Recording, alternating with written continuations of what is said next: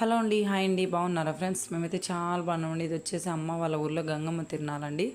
ఆ రోజైతే మా నాన్న సంతలో 2 పొట్టేళ్ళని తీసుకొచ్చినాడు అనమాట. దొడ్డి మీద వేసుకుంటారండి, అంటే బాగా వేసుకుంటారు అనమాట. గొర్రెలు ఉండే వాళ్ళందరూ గొర్రెలు ఉండేదాన్ని బట్టి షేర్కింతని ఎంతనో వేసుకుంటారు. అవి అయితే నాకు క్లారిటీగా తెలియదు. మా అమ్మ వాళ్ళు షేర్కింత ఇన్ని సీలు వచ్చాయి, అన్ని సీలు వచ్చాయి అని చెప్తాంటారు.